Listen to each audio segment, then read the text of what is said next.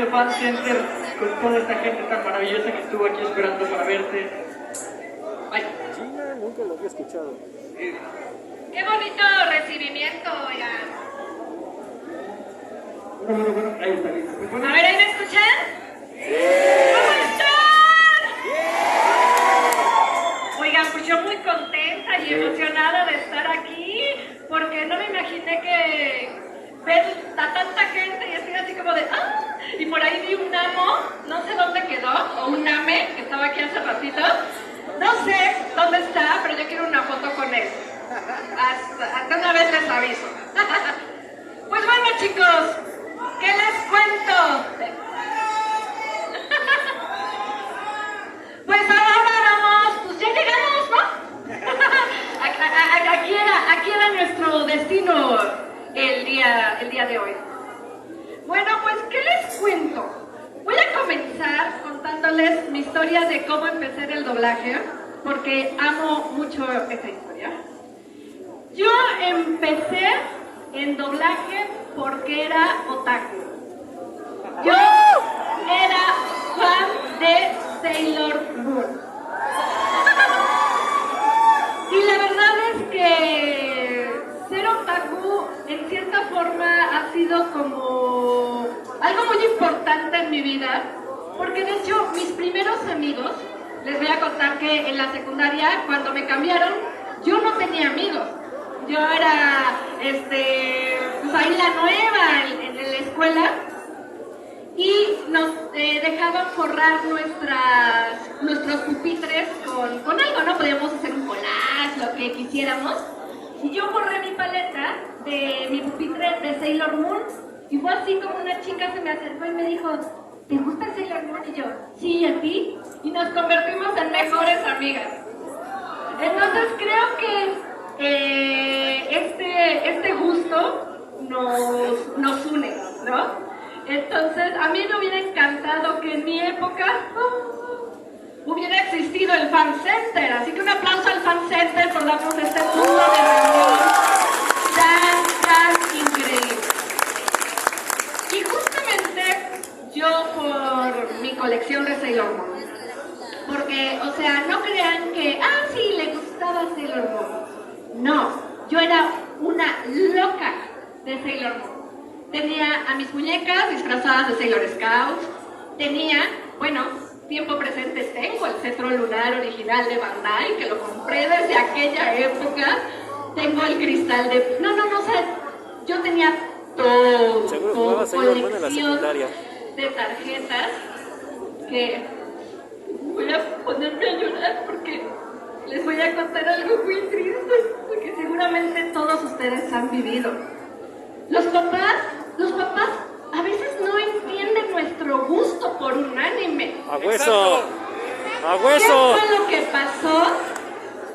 Mi mamá tiró toda mi colección de tarjetas. ¡Oh! ¡No tiene perdón! ¡No tiene perdón! Me dijo, pues, o sea, como si fuera un álbum ¡Del mundial! No sé, un álbum cualquiera. Y no, de pero fotos me familiares. acuerdo de Sailor Moon. Bueno, ese trauma algún día lo superaré.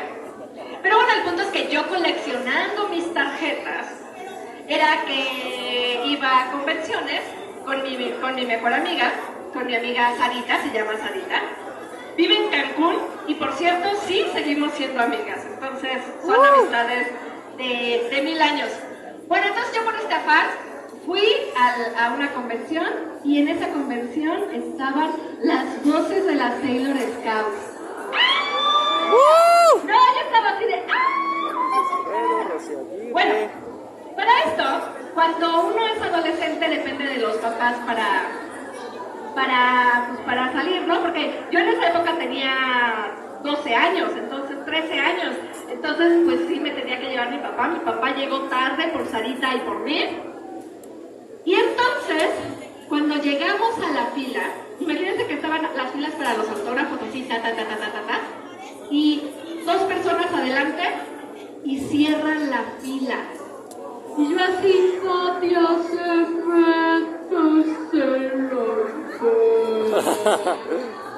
y sí, me cortaron la fila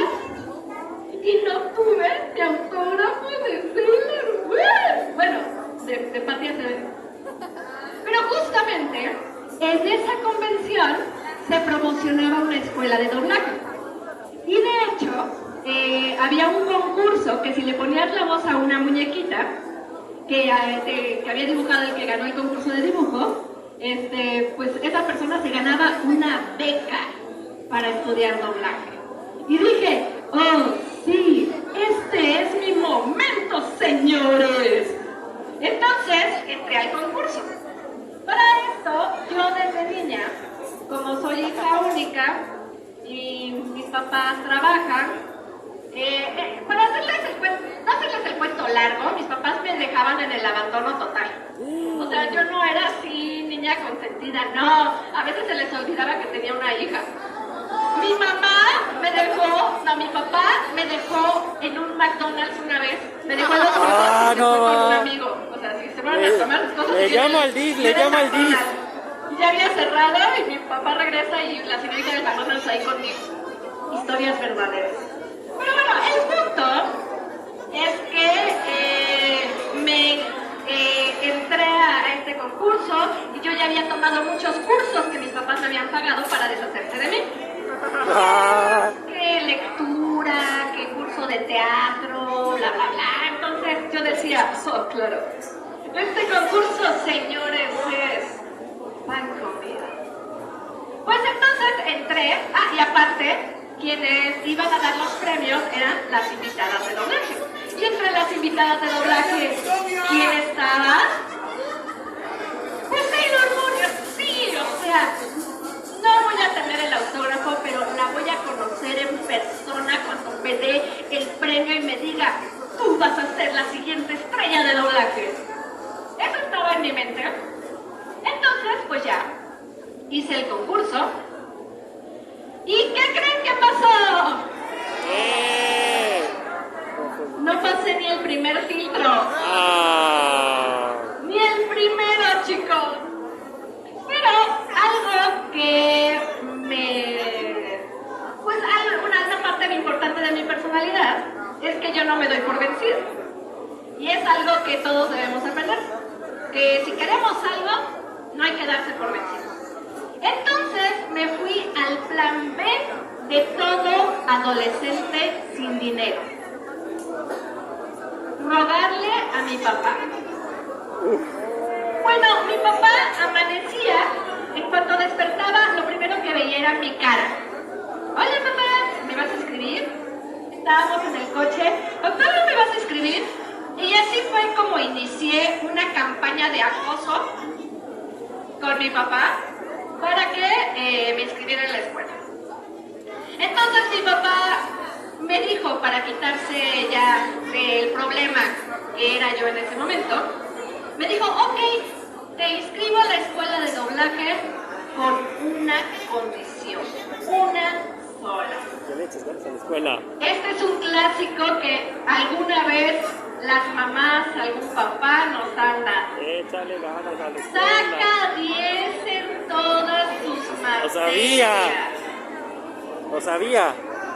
Chavos, ¿cómo les explico que yo en esa época, pues yo me sabía más los Pokémones y las evoluciones que la tabla periódica o que de historia? A mí me hubieran preguntado de Ranma, de Sailor Moon, de Pokémon, pero bueno, yo, imagínense, el año anterior me había ido a 4 extraordinarios, o sea, apenas y los pasé para pasar de año, así de severo estaba mi caso. Entonces mi papá con una risa malévola dijo, no, ya me ahorré la escuela de doblaje.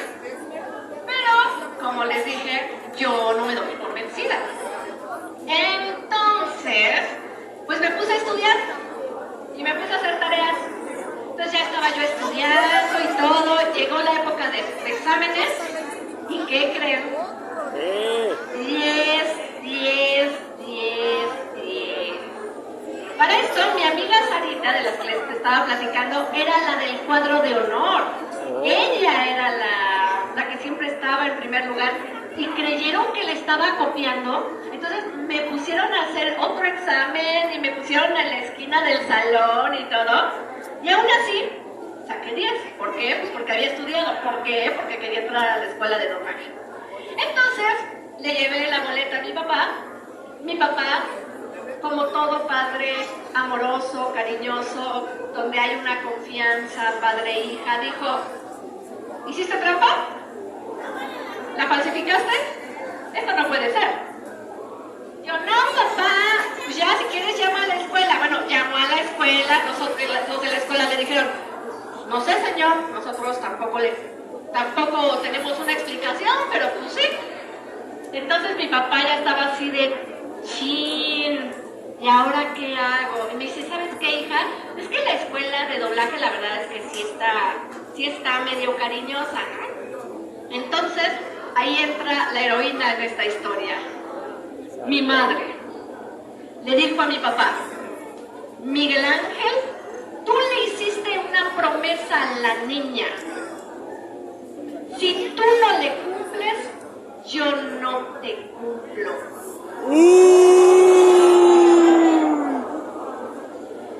El divorcio, el divorcio. O sea, ya no te voy a hacer la comidita que te gusta, ya no te voy a planchar las camisitas. Bueno, este es un espacio familiar, ¿no? Aunque yo no sé qué entendió mi papá, pero en cuanto terminó de decir mi mamá eso, mi papá ya estaba arrancando el coche.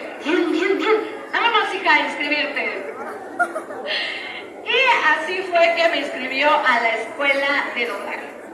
Y ya en la escuela ahí conocí al profesor don Esteban Siller, que fue quien me llevó de la mano en mi camino a doblaje.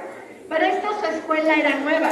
Yo fui la primera alumna que salió de la escuela de don Esteban y fui la primera que trabajó. Entonces fue muy bonito porque él me lo dijo, tú eres la primera, sí, yo sí, maestro.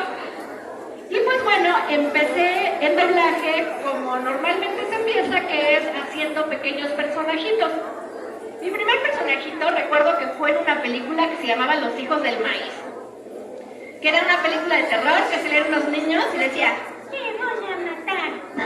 Y ya después los mataban ellos. Pero yo a todo mundo le presumía, ya hice doblaje, estuve en la película de los niños del maíz y buscaba en las programaciones, porque pues en esa época no había streaming, a ver a qué hora salía y prendía la tele y trataba como de pescar mis personajes, ¿no? Y ya después fui como evolucionando, ya de niño muerto, ya era la niña 2, la mesera 3, o sea, ya iba teniendo como personajitos, ¿no? Y entré a una empresa que se llamaba Audiomaster 3000, que era la meca del doblaje, y estaba toda la gente más importante, toda la gente que yo admiraba estaba ahí. Y en esa época, porque a pesar de que yo sé que me veo muy joven, es que empecé muy chiquita, es por eso.